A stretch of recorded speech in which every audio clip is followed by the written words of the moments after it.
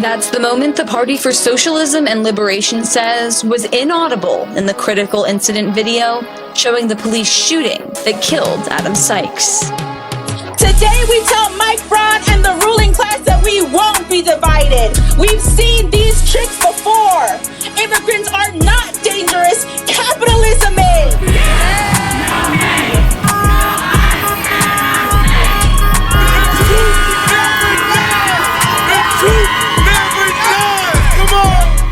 Welcome to another episode of Naptown People's Radio, a weekly podcast brought to you by the Indianapolis branch of the Party for Socialism and Liberation. I'm your host, Dani Abdullah, and I'm joined by my comrade and co-host, Derek Ford. We're here to guide you through the pressing issues facing Indianapolis from the perspective of our people, not our oppressors. And as organizers involved in these issues, we're not just talking about the news, we're making it happen. So today is a special episode. We're recording this on June 30th, and you will all be able to listen to this by July 1st.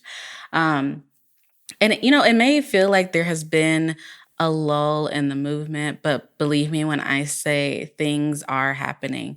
So today we will be talking about 250 years of oppression and 250 years of resistance in the wake of July 4th this weekend. So this weekend, we will not only be mourning, those 250 years of oppression, but we will be strategizing and reflecting on ways to continue the legacy of resistance from those who came before us. That's elders as well as ancestors. So if you do decide to barbecue this weekend, let it be in celebration of the work those before us have put into the resistance of tyranny in the United States. And it's also been 6 months since we, the first year at our new Liberation Center at 1619 Prospect Street, right outside of Fountain Square. And, with the nod to Frederick Douglass and his, of course, famous speech, what to the slave is the 4th of July, we want to ask what, is the 4th of July to all of the groups, the oppressed, marginalized, dispossessed, or identities, nationalities that we unite and fight for here. What is the 4th of July to New African and Black people, to undocumented workers and immigrants, to incarcerated people, to the trans and queer communities, to sexual and gender minorities, and to all really, to women, to all oppressed and marginalized peoples in this country. And so we're going to be getting into that right after a short break. Hi, my name is Sam James, and I'm a co-founder of Hope Packages, a project of the Indy Liberation Center, which I also helped to get off the ground. I'm here today to hype the Indiana Black Librarians Network, which has been a member of the Indy Liberation Center since February 2024. Since 2001, the IBLN provides opportunities for Black librarians to promote professional development activities, utilize a network for the sharing of information between librarians and paraprofessionals, and establish channels of communication between Black librarians and paraprofessionals throughout the state. With dedicated members on the side of the people, the center has a team of library professionals who can help community members connect with library and other resources, as well as the trained researchers to help them find and put those resources to use. With the Liberation Center on their side, the IBLN has a firm foundation to withstand racist attacks emerging from our local, state, and federal governments. We look forward to continued creative collaboration in pursuit of the elimination of racism, inequality, and injustice from our communities. And we're back on Naptown People's Radio.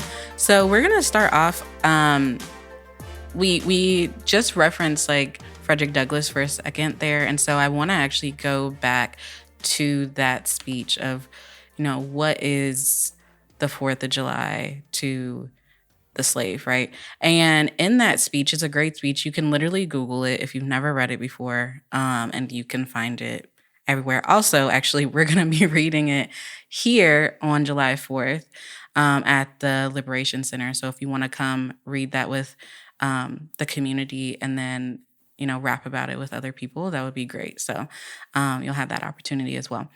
But so Frederick Douglass, he starts off saying like, it is the birthday of your national independence and your political freedom, which like, I think that's fourth paragraph that he says that. So like already he's like cooking, because he's right. Like this is not his Independence Day. This is not even the people who he's talking to really, which are like women suffragists. Like it's not even really their Independence Day as well, because what rights did they have? They still couldn't vote. Yeah, right? Like they didn't have any rights either.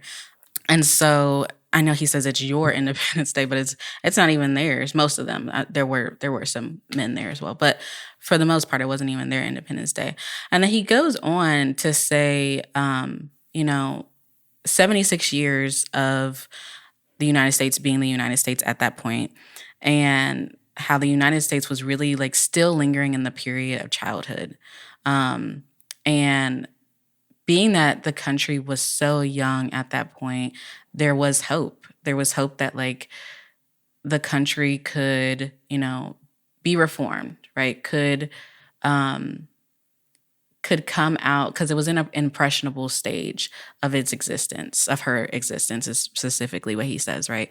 And I think that is, that revolutionary optimism is something that I hold on to as well. And I think most comrades in the Party for Socialism and Liberation also hold on to that. Like this country can change. Like this is such a new country. 250 years is actually not that old for a country.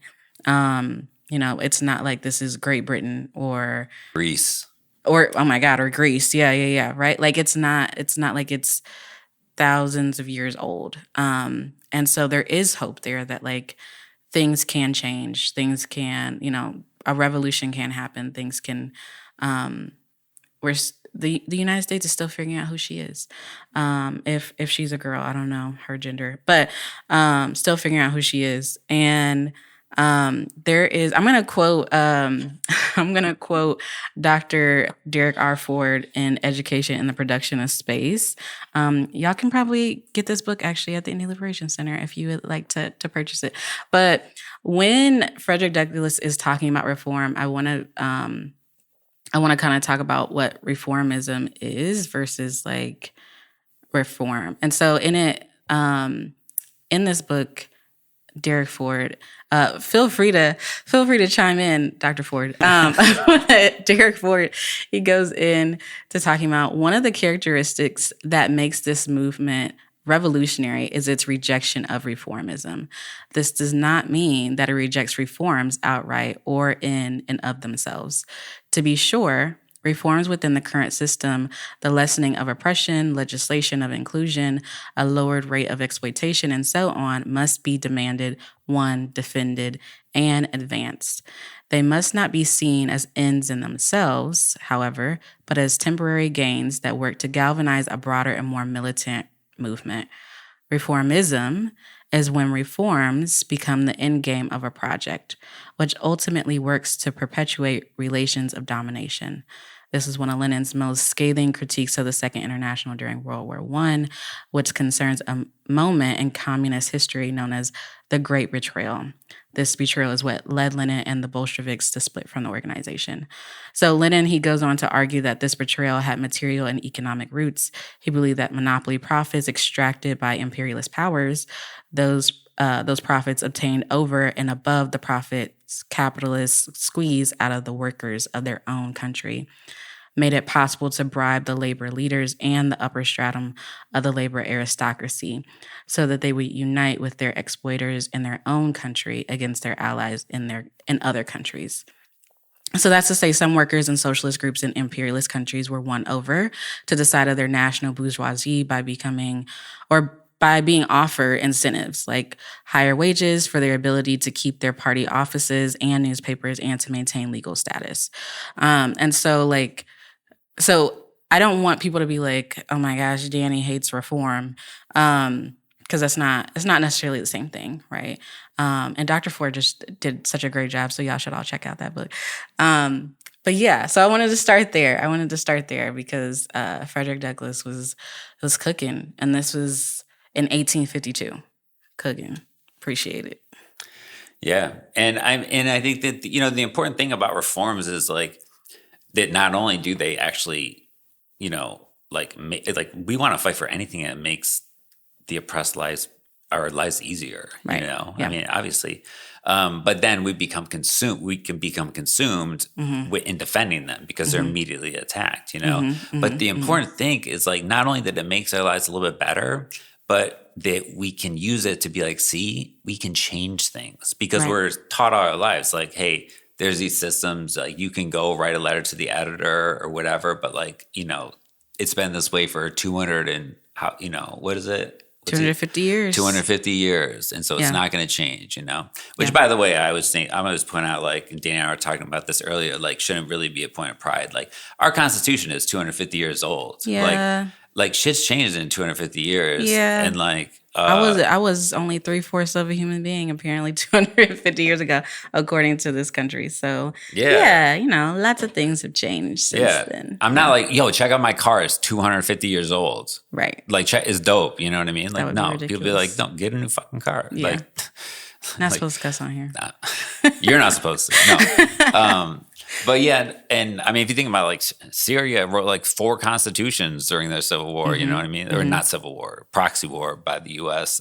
Forces, and each one of them was like better than the last. Yeah. So we are still like, and there have been so many attempts at really at revolutions, and 1776 was contradictory in that it wasn't totally defined by this, but Britain was going to outlaw slavery. And so in many ways, Gerald Horne has a book about the counter-revolution of 1776. And there's a lot of merit in that, which is why a lot of enslaved Africans, put on British uniforms and fought on the side of the British because they wanted to be free. Yeah. And that's why a lot of, settlers and white people in the U.S. fought against the British, right? Because they wanted to keep slavery and they wanted to keep the system of oppression that they had set up going, and they did that, and they baked it into the very foundations of the U.S. state, And I think that's one of the main differences between like Marxists and all of the trends in the movement is like how we view the state. Yeah. Is a state a mechanism through which we can create the society we deserve and need, or is it something that stands in the way of that? And we believe it stands in the way of that because it wasn't by accident that it was set up this way. Absolutely not. Yeah. So not the state in abstract, but like the capitalist state has to be smashed and a new one, built in its place. And so that's what we're working to do. But you don't do that like all of a sudden one day. No. Right? No. I mean, if you look at historically how that's happened, it's happened because first, you win a 10-hour workday and then an 8-hour workday. You have more time to organize. And then you win these rights and those rights. And all of a sudden, it comes down to a crisis. So that's what we are working towards. I mean, the crisis isn't just because there are reforms. The crisis also results from the ruling class not knowing how to handle those, and how to those contradictions. Yeah. Yeah. Yeah.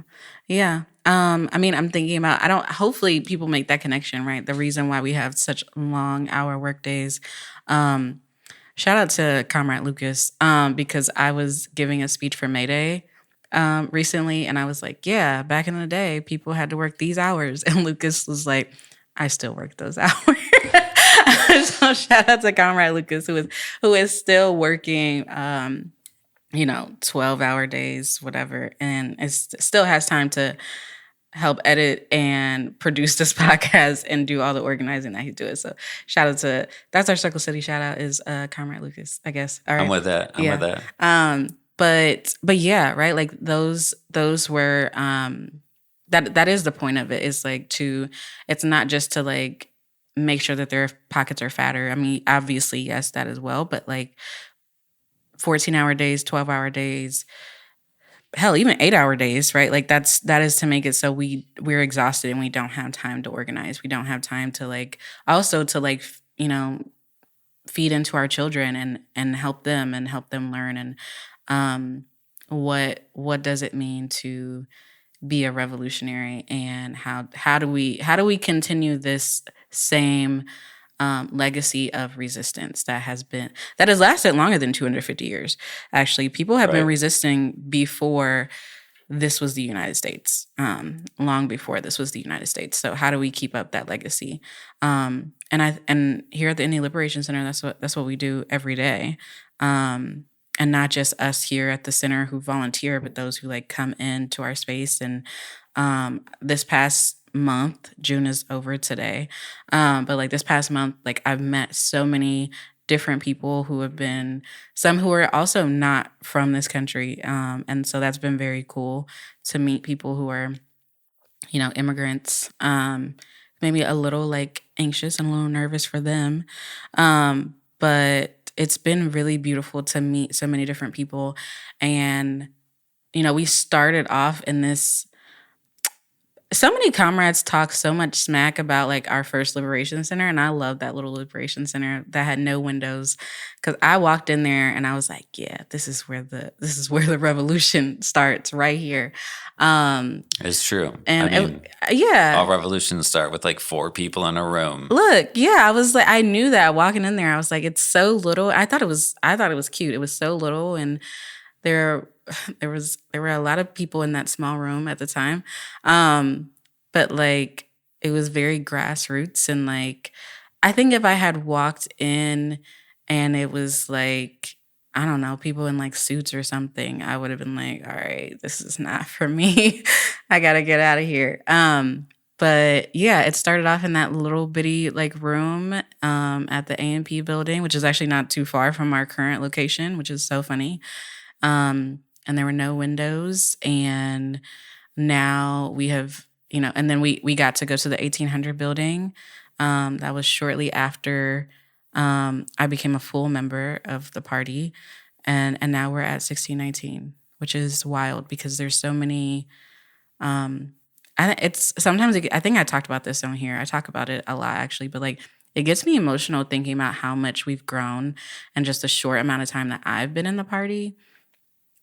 Because we started off at the A&P building, and it was really just the PSL. Hope Packages was also there. Indy 10. And Indy 10 was also there, but like it was really PSL doing the work. We went from there to like 1800, and then I met Eduardo from, you know, Arte Mexicano in Indiana, and then we had Black Librarians Network come in, and it just kept growing from there. And now we're here at 1619. It was so funny. I went to yoga. I try to go to yoga every week, but I went to yoga last week, and one of the people who attended was like, yeah, we got a Turkish yoga instructor. And I was like, that sounds so like elite, and like it's Senna, and Senna is amazing, and she's like such a great and beautiful human being, like aesthetically, but I mean like her soul is just like, she's like such a beautiful person. But like that does sound like wild to have gone from like this small little room to now we have a Turkish yoga instructor who comes here once a week to do liberatory yoga, which is not even a thing I would have thought about when I first joined. Like, what the heck is liberatory yoga? But I do it every week, and it is amazing. Yeah, so like we've grown so much, and that is because of the people, right? Like, comrades in the party. As much as I love my comrades in the party, we couldn't have done that by ourselves. That is because the people come into the center, and they also believe in revolution, and they also believe in the people, and they add their own little spice to what we got going on here, and it's beautiful. Yeah, and I mean, as much as I also might be one of those comrades you just chided, you know, having an office, because before our original office was the library, Central Library, Shapiro's, and the Whole Foods dining area.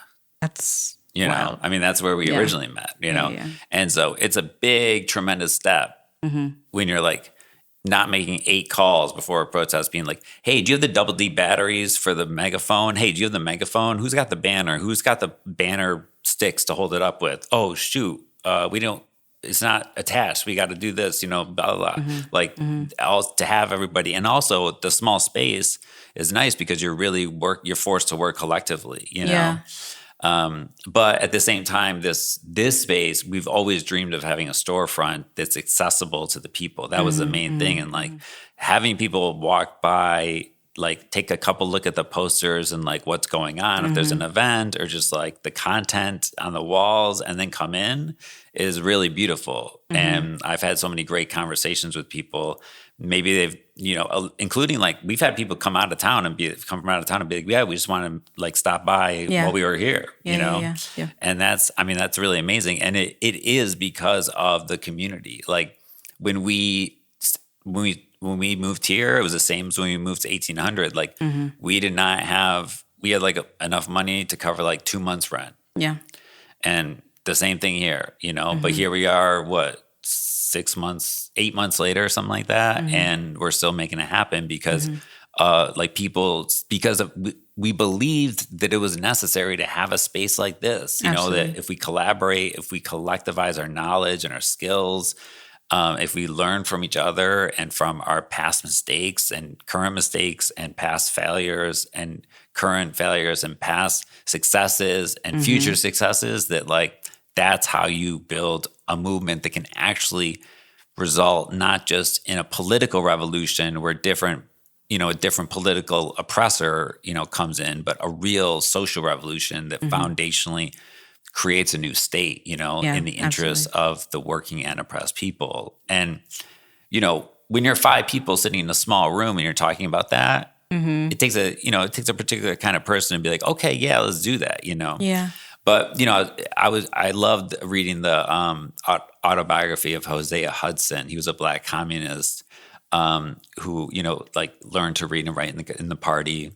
And, he would talk about how, their club meetings, unit meetings, it would take them like all day to enter because they were, multinational, multiracial. Right. And so like, he had to come into the entrance from this way at this time. And then an hour later, like a white person would have to come in from a different angle, different route at a different time, right? Yeah. And then he'd sit there and he describes this, and it's so beautifully in his book. And he's talking about like, and, in addition to the dues and the, the updates on the struggles, they would read the Liberator, which was the Communist Party's newspaper for the Black Belt at the time.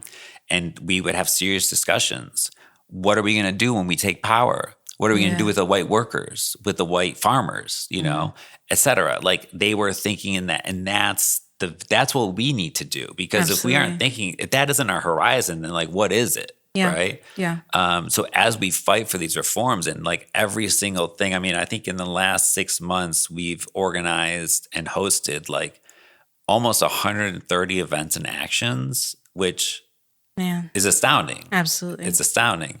And people will be like, don't you get burnt out, And I think the real cause for burnout is when we forget the political horizon or when our political horizon is too narrow, And because a lot of this stuff is, it's not glamorous. It's not, always the funnest, it's a lot of times it's the same thing I'm doing at work. Professor. You could quote me on that. And that's in that book. But yeah, but once I realized, wait, yeah, okay, I'm chopping these papers in half, doing a terrible job at it, but I'm trying to get better, and like I do a lot of secretarial work around here, right? Yeah. But I'm like, yeah, but that's how revolutions are made. Like, come on. Like, and then it's like, there's no burnout there, Not to mention we have a collective and we mix, can mix up our what we're doing. And we have the center, which is like a collective of collectives, which is truly beautiful. I think also like always remembering, I'm not going to talk about which struggle it was, but I remember being a part of a struggle, a local one, well, obviously local, but because I live here, but, and was feeling burnt out. And it took me to like talk to comrades, and then comrades were like, okay, so, what are our goals? Like, why are we here? What are we doing? And having that conversation and reminding myself of like, okay, right, that is why I'm going to these meetings. That's why I'm doing this. Like that was helpful for me. And like part of that was like remembering why I'm doing it, but it was also like leaning on my comrades to be like, dude, I'm like exhausted. And just like trying to trying to like absorb some of that energy that they had. But like also for me, like I also like it's important for me to like remember my ancestors and remember my elders as well. And like all the sacrifices and the things that they did. I did this documentary when I was an undergrad. I went to The first time hearing about this. Yeah, I knew as soon as I said it, I was Liberation like, why did I Flicks say this? next month. Oh my God. No, I don't know. Anyway, I did this documentary when I was in my 20s in undergrad, and I went to Selma, Alabama. It was for their the 50th anniversary of, the crossing of the bridge for Black people getting the right to vote. And I made this documentary in undergrad.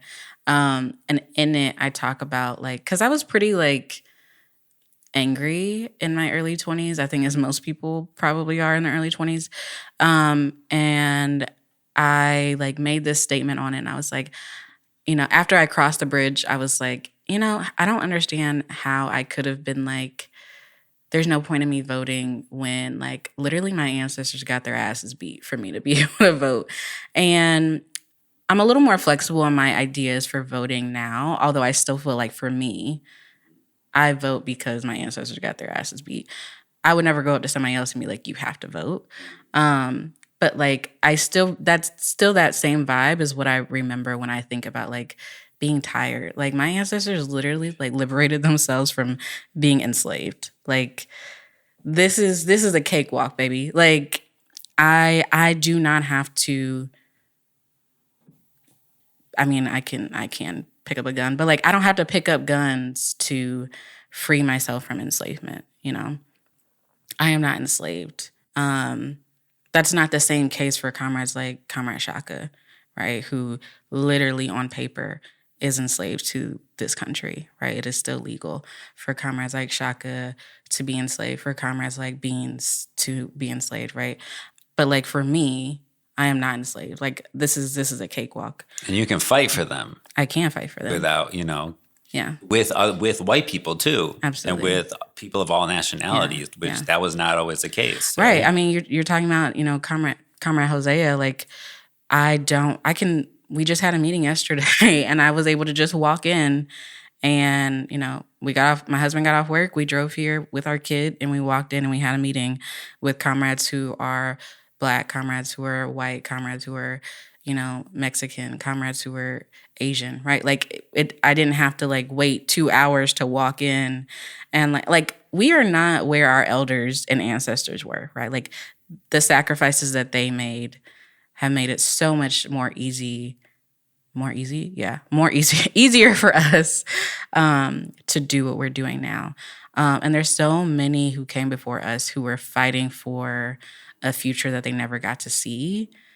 Like, so when I think about that, like, sure, maybe I'm like physically tired, I guess, but like, what are we talking about? Like, keep it pushing. Like, you're good. You're fine. Like, let's keep putting in this work. And that's not to like, I'm not supposed to cuss on here, but like, that's not to shit on anybody, right? Like, I get being tired. I'm a therapist, right? Like, I totally get like the state of the world is a lot. But there are people who have gone through worse. There are people who are currently going through worse right now. And we are in the belly of the beast. And I don't really have the luxury of getting tired because I got so many people that I'm fighting for and so many elders and ancestors that I have to like continue their legacy as well. Yeah. I mean, and also like there's a difference between you should still sleep. Derek, you should still sleep. You're right. Dani. And we should still take care of each other. Absolutely. Ourselves, Absolutely. but most importantly, each other. Look out for each other, which that's what comrades do, but so that we can be better fighters, Absolutely. Because if you're up for 5 days in a row, which sometimes you might have to be if there's like, after the Bolshevik Revolution, it was like meetings, nonstop. Right. Yeah. I mean, people were, grabbing naps here and there. Mm-hmm. And it's still like that, when there's like a war, right? I mean, absolutely. Doesn't mean that we don't sleep, but we also don't believe that rest is like a form of resistance. I always think about Harriet Tubman. I mean, just like, and anybody like Assata Shakur even, like Assata, could have any time returned to the United States. All she had to do was like renounce her beliefs, you know? Yeah. And no, instead she chose to live a hard life in Cuba. I mean, the Cuban people treated her very well, but it's hard to live in Cuba, you know? Or the Korean people who Kim Il-sung was born in the mountains of an artificially created state called Manchuria. And he started, the Down with Imperialism Youth League at like 19. And, they took up arms and he led a guerrilla movement that, for decades, he was so good, the Japanese created a special force to hunt him down. And they failed. But, and then finally, like, won liberation in 1945. And then in 1950, the U.S. starts, after almost all of Korea was liberated, the U.S. intervenes, and then they have to undergo, 3 more years of just bombing and napalm. But they learned to live in tunnels, and they would not have surrendered. I think, I mean, without the People's Republic of China and the USSR being like, hey, probably pressuring them to like, we gotta, they would have fought till the very, very end, and they will, they'll win. But to go back to Harriet Tubman, like, tried to escape, got caught, punished. Yeah.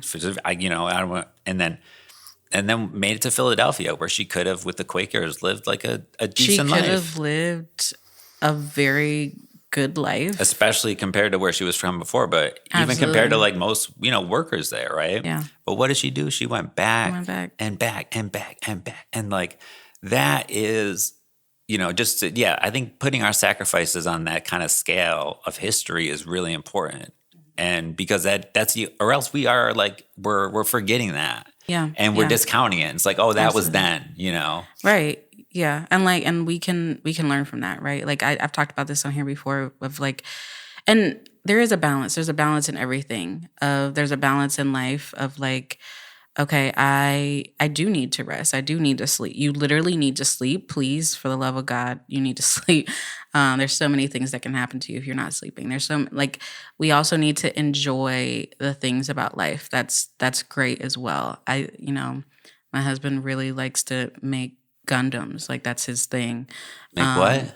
Gundams. Oh my God. I'm not going to explain all of it. I'll look it up. Like, we'll put it in the show notes. It's from an anime. It's an anime, and they're like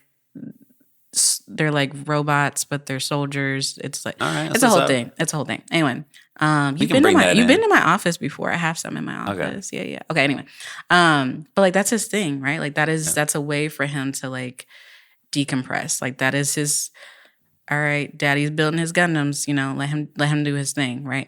But like, he's also a comrade. Like, he's also here doing the work and putting in the work. And like, so there has to be a balance.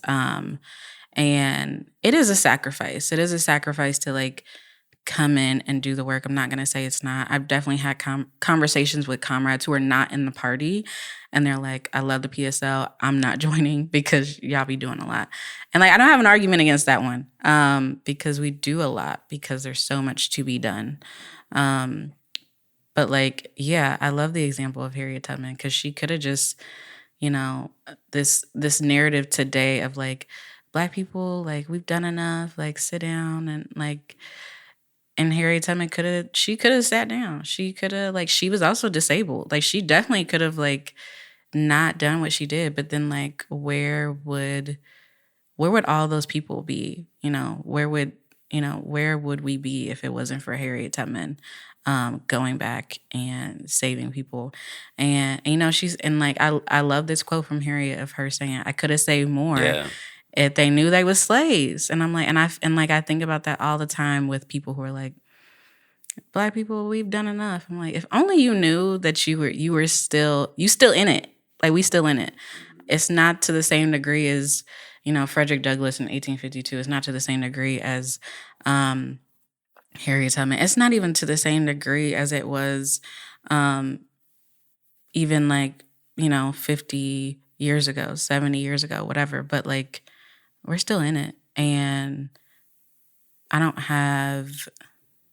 think any of us really have the luxury of like sitting down and not actively resisting. Yeah. And especially think about how much progress was made. I mean, after this segment, we're going to turn to the Liberation Center more. But like, so I wanted to bring this in. Like, what had Harriet Tubman been part of an organized Leninist party with comrades and with a chain of command and with, people knowing their roles and like a division of labor, right? I mean, how much more could have been done, right? Yeah. I mean, of course, that's just speculation, right? Because that didn't exist at the time. There was, of course, highly developed forms of organization, but not like we have now. Right. And so we have a century of experience where the whole world was radically transformed and like through revolutions where people all over the country they threw off the shackles of colonialism. They kicked out the colonizers. They took back their land, whether, sometimes that was in the interest of the national bourgeoisie, but that's still massive progress. Like, in Iraq, for example, like it was a national bourgeoisie, but like, there were more women, engineers and scientists in the 90s in Iraq and 80s than there were in the U.S., right? Because they had control of their oil. And then others were socialists, and that's why so many people in the U.S., joined the Communist Party and went to the Soviet Union. And every time they went, they were like, this is amazing. I've never been treated like a human being before, is I think what Paul Robeson said. And like, because they had that. So now we have that. And so it's like, it's not just me. It's not me. It's we. Like, the PSL does stuff. Like, we are very active. But, like, I'm not at every single event. Right. No, we can't. No. Yeah. But we have that's why we have the apparatus. And it's not like we invent things from scratch, because we have that collective memory. We have, an entire national infrastructure to draw on, and we have comrades across the country, and we have allies across the globe that, and we have study. That's why we have to study, to see what they did. How did they make it through that period of repression? Because it is, who knows how hard it will get? Yeah. I mean, who knows? But maybe it won't get that hard. Maybe it's just a straight line up from here on out.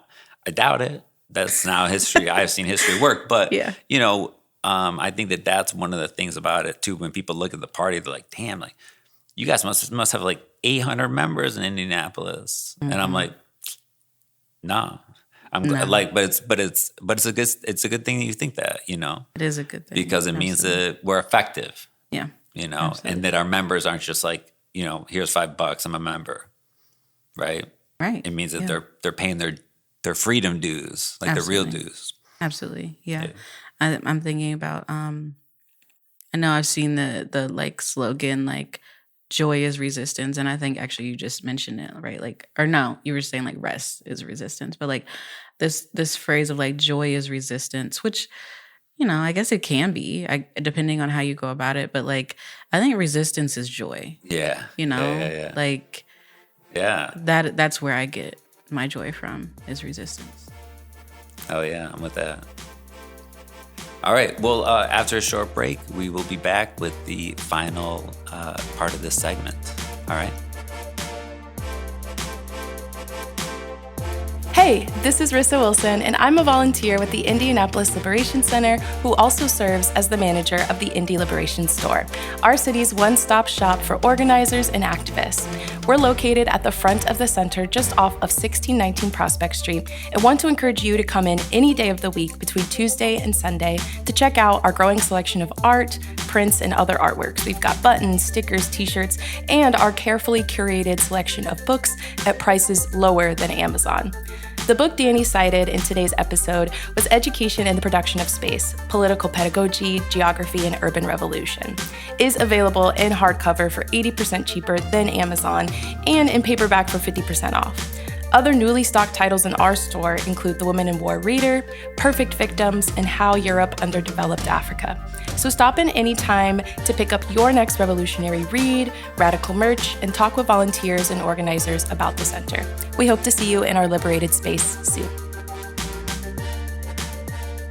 All right, welcome back to Naptown People's Radio. So, in this final portion of the episode, we want to talk about the Indianapolis Liberation Center more proper. The last segment was mostly, focused on the party. but we were one of the spearheading organizations, one of the anchors of the Indianapolis Liberation Center, which is not, which is a truly collective, assembly of collectives, right? If you read our mission and vision statement, as long as you align with that, which Dani and Comrade Jay helped us write that a couple years ago, and it was approved by the steering committee. Every member group has a equal voice in the steering committee. We make them decisions democratically, and as long as you align with that, you're welcome to join. You're welcome to have events here. You're welcome to collaborate, and we've had amazing collaborations at this new space. STFU Arts Collective, vocab Indie. Just those are just the first things that come to mind. And I think that the one of the most impressive things about it is that we can't always only be responding to on the defensive. We have to be like when on February 28th, when we woke up to the news, or we fell asleep to the news that the U.S. and Israel had launched another war against Iran and assassinated the Ayatollah Khomeini in the process. That very same day, we were out in the streets organizing, showing the people of Iran that we stand with them, showing this government that we do not stand with them. And then a couple of days later, we were back at Monument Circle. And then a couple of days later, we're back at the State House, telling both the Democrats and the Republicans that we oppose that war, because, as much as the Democrats try to pretend that they did, Chuck Schumer's thing in 2025, he called Trump taco, which he stood for Trump always chickens out. So he was basically he was attacking him for not overthrowing the Iranian government, So he said, quote, "If Taco Trump is already folding on Iran," and then he echoed George W. Bush's sentiment when he said something like, we don't negotiate with terrorists, right? So it's he's egging Trump on, right? Yeah. And we talked about this a lot in the show, which is why I want to bring it up now, because as it turns out, we've been saying all along that the United States cannot win the war against Iran, and they have decidedly failed. So we were, not to say that the point is not that we were right, but the point is that our assessment of the forces, and that's that's not ours. That's a part. That's where we get the collective knowledge from. But if you read the U.S.-Iran Memorandum of Understanding, you see the real limits of U.S. imperial power. So June 17th, they signed this memorandum, and basically it's got 14 points, right? The immediate permanent, termination of military operations, right? 60-day window for a final deal. But not to downplay the devastation, but the war pushed forward a larger and longer realignment of the world economy. Shifts in global energy production and trade routes. Analysts cited by the New York Times even said China, quote, looks to be an out-and-out winner, while the United States, whose government has moved to cancel domestic renewable projects, cedes that ground, right, to its chief rival. And in terms of the agreement, add confirmation to this. So it itself directs the U.S. Treasury to waive sanctions on Iranian oil exports and associated banking, insurance, and shipping immediately upon signing. That is huge. The people of Iran who because these sanctions have built up a very diverse economy, now can trade every other country. Every country should be able to, even if you believe in the free market, if you're a capitalist, why that you can't limit Iran from trading with somebody? Right. Free trade, man. Come on. So that's huge. Yeah. That's huge. They did not achieve their objectives. There's no way they can save face. And the U.S. empire is in decline. As we said, that doesn't mean that results in peace. That's up to us. But we got to take advantage of it, because if the U.S. empire is in decline, there's a couple of ways it can go, and we want it to go our way. Absolutely. And that's what the Liberation Center is for. So like, as we're out in the streets day after day, and it takes a lot to write these press releases. What are the new slogans going to be? Because it's not like we got the same signs and the same talks and the same message, right? We're talking to different people. We're talking to the vast majority are against the war, throughout the entire time. But like, people will be like, how are you able to do that? Yeah. While there's also like, Circle City Sangha is having mindfulness meetup tomorrow. And, Emancipatory Emotions just had their yoga session last night. And the PSL, they're going to do their liberation forum this Wednesday. And and it's like, well, that's because, of the way that the ILC operates. Yeah. Which is one of the things that I just really value. And every group brings its own perspective and strategies for liberation and what it means for them, Absolutely. And I've learned a lot from that, the bodily liberation, that kind of aspect of it, the body-mind connection, all that stuff, like something I've learned a lot of last year. And I continue to learn because this is a growing, evolving project, and it should never be the same. In 6 months, it should not be the same as it is now. It should not. I mean, and it also like won't be, I think, to that point, when I was talking to, if you haven't checked out our the Fonseca Du Bois Gallery's latest art exhibit, you absolutely should. But I was talking to Johnny Willems, who is, I bring that up because Johnny is like has a couple of pieces that are in the current exhibit, and I was talking to him, and Johnny is a Buddhist. I don't know if people know that, but Johnny is a Buddhist, and I was having a conversation with him about like communism and socialism, and Johnny is not in the party, but is still, a socialist. And we were having a conversation about like the connections between Buddhism and socialism. And Johnny makes these zines all the time, and he gave me one, and it was about Mahatma Guru, and the title of it is "The Hand That Holds the Rosary Should Always Hold a Bomb." Nice. And which I was like, this is sick. And it's a quote from Guru, and he's talking about like, there's no way that you can be a priest or really a religious leader. I'm not quoting it exactly, but like, you can't be a priest or a religious leader, a monk, whatever, and want salvation for your people, but you're not working for them to get salvation here, like before they die, right? And so like that's not necessarily something that like the PSL is going out talking about, right? But like that's exactly why we need people in the center like Johnny, who like have that perspective. I mean, and granted, I also have that perspective, but like Johnny coming in, having that perspective, and like having this zine, and like having these conversations with people about like, the hand that holds the rosary should also hold a bomb. Like, baby, tat that on my forehead, because I like that. I love that. That is amazing. And it's because like, it's because we have these different groups. That was also at yoga where we had that conversation, right? Like, and so if it wasn't for our different member orgs who have these different perspectives on what does it look like to have a revolution, and what are all the things that we need to incorporate.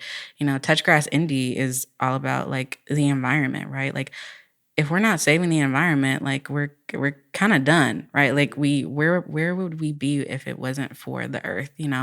I'm so appreciative of all the groups that come in, even if we don't agree on everything. We agree on I think the basic things that we need to agree on. Yeah. And what I love about it too is that nobody like, if a group were to approach us and be like, okay, here's all the answers. Mm-hmm. That would be like a red flag. Absolutely. Like none of the groups are like, okay, this is a solution. We're all like, they're all humble. They're all like, this is what we're thinking. We're all willing to grow together, and like experiment, fail, fail better the next time, and collaborate, because that's the only way that we make this happen. Absolutely. It's not a small group of people who believe the exact same thing that make a revolution. No. It's the masses, Absolutely. and what we're gathering here is like the most dedicated people from those masses and the very diverse segments of our community. And so if you're out there and you're listening and you've never been to the Liberation Center, come to the center and talk to us, and if you feel like there's a gap in the movement here that needs to be addressed, talk to us, because we also, Touchgrass Indy, we helped start Touchgrass Indy. Yeah. Like we served as a hub for their for their germination, and we put resources into it, and we're willing to do that also with other organizations. So, because that's what we're about. We're not about like just building up what already exists. We're about expanding and building up the movement and the people. Absolutely. And, we don't know what we don't know either, so yeah, if you, to reiterate that, if you see something like, the Indie Liberation Center doesn't have this and like they should, I don't know what I don't know. Yeah. So have that conversation with us and do it. I was going to say, let's do it. Absolutely. Yeah. Because that's how we build. The revolution isn't going to happen. I mean, I believe in, revolutionary optimism. Like the revolution is going to happen. We are just trying to ensure that whoever wins are socialists, right? Like that, because the last thing we need is for the fascists to win, or the people who are already in charge to win the revolution, right? And that is going to happen. We're going to win by like joining together and building together right now. Exactly. Yeah. Not at the moment, right? Yeah. Absolutely. All right. Well, Dani, thank you for that conversation. I think that was really, wonderful. I was learning a lot talking with you, and I just want to say that because you bring a valuable perspective, and I appreciate that. So do you. I love talking to you. That's why we're on this podcast together. It's really just like us being friends, and we wanted to be on this podcast. That's a joke. That's a joke. Fortunately, other people apparently, I think, like hearing us talk together. That is true. Yeah. That is true. So that's it for another episode of Naptown People's Radio. Not just another episode, a special episode of Naptown People's Radio. So if you found today's discussion, inspiring, useful, helpful, pass it along. Show us some love at support.naptownpeoplesradio.com. If you have a suggestion for the show, you can email our producer. Always remember, the road ahead is long, but we walk it together. So study with your comrades, build with your people, and always remember, theory without action is paralysis, but action without theory is chaos. Once again, I'm your host, Derek Ford, here with my comrade and co-host, Dani Abdullah. Stay dangerous, stay disciplined, and stay in the struggle. We say all power to the people. That means that we are our own liberators. We don't depend on nobody else. We depend on ourselves. We take responsibility for ourselves, and therefore we step up for our organization. Those that have proven by their actions and their practice that they represent for us. All power to the people and peace. Collaboration. Like, we act as if there's a scarcity of rights. If gay people get rights, women can't have rights. But that's not true. A victory for one is a victory for all. A dangerous thing, And you talk about people being fearless in the face of whoever there is. They don't care. To the Liberation Center, I would say, this is what we need.